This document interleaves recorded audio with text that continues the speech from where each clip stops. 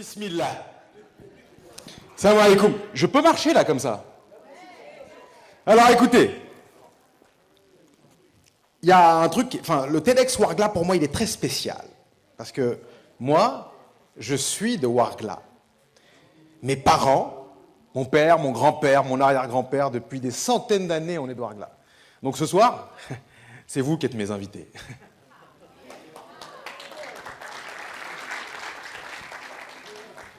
Deuxième chose, je fais des interventions, alhamdoulilah, quasiment toutes les semaines, partout sur le globe.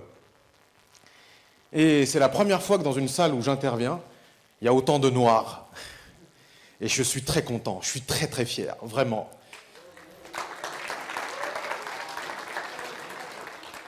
Je me sens chez moi, pour une fois. Bon, alors, rentrons dans le vif du sujet. On est parti là, on est très bien. Quand ils m'ont appelé pour faire le TEDx Ouargla, ils m'ont dit, le sujet, c'est demain commence aujourd'hui. Je me suis dit, c'est pas un TEDx, c'est un James Bond. Je me suis dit, vous savez, ça fait un peu comme les titres Tomorrow Never Dies, ça fait Skyfall, ça fait... Et là, je me suis imaginé. Je me suis dit, Masha'Allah, vous vous rendez compte? Un James Bond en Algérie, avec Biouna comme James Bond Girl, alcoolique, la classe. Vous imaginez Daniel Craig avec un téléphone Condor et avec un abonnement Mobilis, Daniel Craig, Masha'Allah. Bon, ok. Donc je me suis dit, ce truc-là, il faut absolument que j'y aille. Il faut absolument que j'y aille. Donc je suis venu. Et je suis très fier d'être avec vous. Alors, moi, je vais vous donner mon histoire, hein, de manière très très simple, surtout que les profils qu'on a aujourd'hui sont juste extraordinaires, donc je ne vais pas passer beaucoup de temps à vous expliquer. Moi, j'ai fini mes études à Oxford. Je suis rentré dans une salle des marchés où j'ai fait des produits structurés pendant quelques années. J'ai fait de la finance, de la haute finance complexe.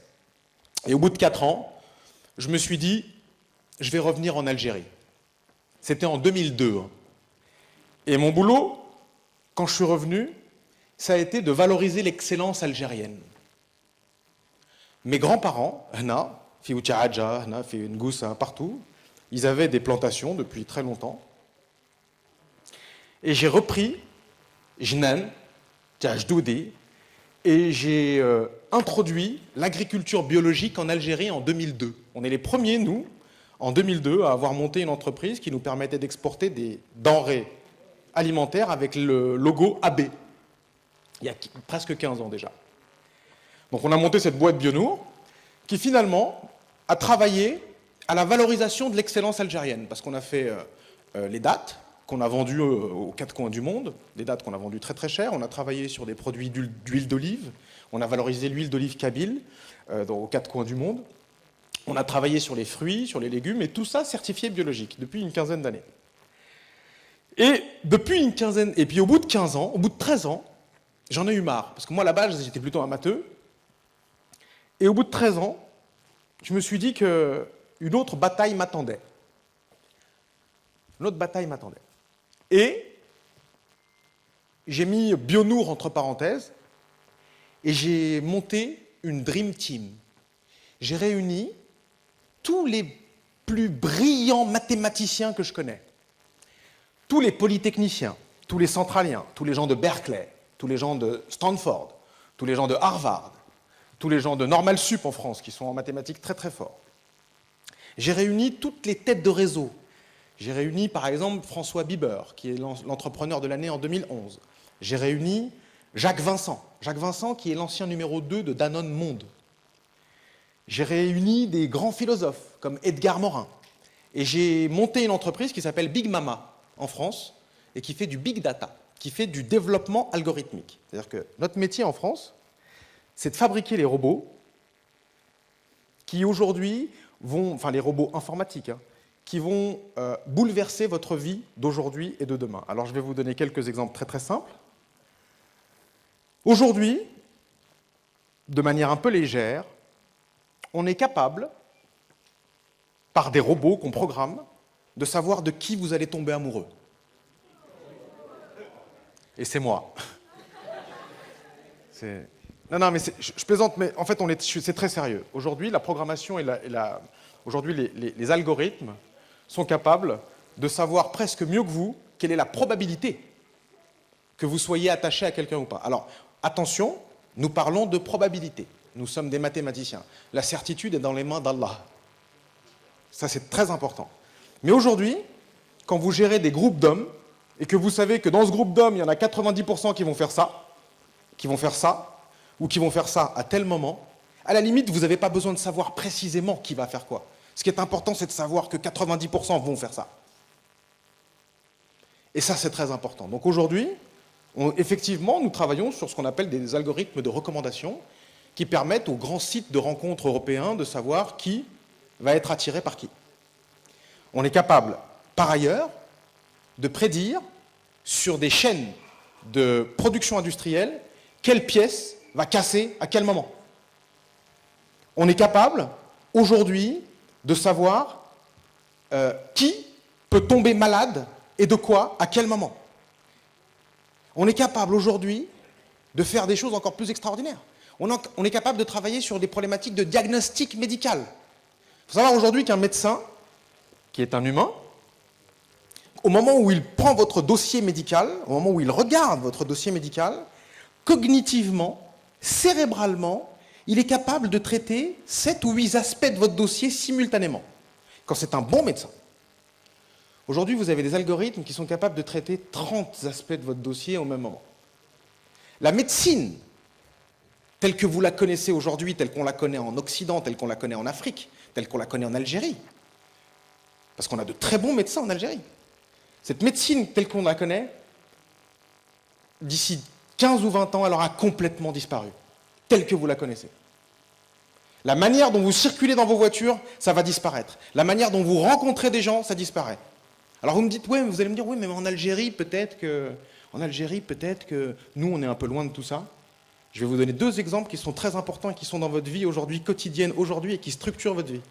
Aujourd'hui, quand vous allez sur Google et que vous tapez Cherchoura dans Google, la liste qui sort, c'est une liste qui est pilotée par un algorithme.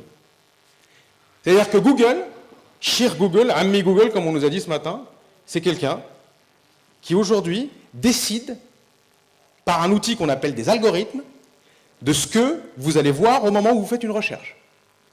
Et si je décide de ce que vous voyez au moment où vous faites votre recherche, finalement, je décide de ce que vous choisissez. Plus loin, vous avez tous Facebook. Hein? Quand vous ouvrez votre Facebook et que vous allez voir dans vos amis les recommandations d'amis, vous croyez vraiment que les recommandations, elles sont faites par hasard? Elles ne sont pas faites par hasard. Elles sont faites et elles sont pilotées par un algorithme. Et cet algorithme qui, bien entendu, stratégiquement, a pour objectif de maximiser les intérêts de l'entreprise qui développe cet algorithme. Donc voilà. Aujourd'hui, on vit en réalité quelque chose qui est une révolution. On vit un moment où l'humanité, notre relation à l'humanité est en train de changer. Et si on ne fait pas très attention, les problèmes que nous avons aujourd'hui, et qui sont de gros problèmes, ne seront que des problèmes négligeables par rapport à ceux qu'on aura. Aujourd'hui, militairement, si on ne développe pas des systèmes qui tiennent compte de ce genre de logique, ça ne servira plus à rien d'acheter des Sukhoi 35 ou des MiG-29. Plus à rien. Bon, alors vous allez me dire, oui mais le Hajj, t'es bien gentil avec tes histoires, mais c'est quoi le rapport avec les dates? Moi, quand on m'a demandé de faire quand moi j'ai dit à ma mère que j'allais faire de la big data, ma mère m'a fait une très jolie plaisanterie. Elle m'a dit, tu vas faire de la data. Alors tu es passé de la date à la data. L'humour des mamans, t'es comme ça, voilà. Et en fait, elle n'a pas tort. Parce que moi, à chaque fois que j'interviens dans toutes les conférences, on me dit, ouais mais le Hajj, franchement, c'est quoi le rapport entre la date et la data? C'est quoi ta cohérence? C'est quoi ton truc? C'est quoi? T'as juste pété un plomb? T'as juste... Non. Et en fait, c'est peut-être une des questions les plus ingrates que j'ai jamais entendues. C'est ingrat. Et vous savez pourquoi c'est ingrat comme question? Parce que l'humanité telle qu'on la connaît aujourd'hui, telle qu'on la conçoit aujourd'hui, elle ne sait pas la dette qu'elle a par rapport au fruit qui est la date. Vous, humains là, sahraouis ou pas, vous n'existeriez pas s'il n'y avait pas eu des milliers d'années où des gens avaient mangé des dattes.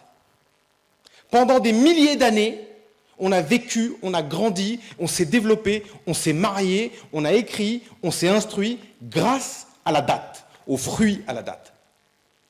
Et aujourd'hui, on l'oublie, parce qu'effectivement, on avait plein de trucs. Aujourd'hui, on peut manger n'importe quoi. On peut passer toute une vie sans manger une date.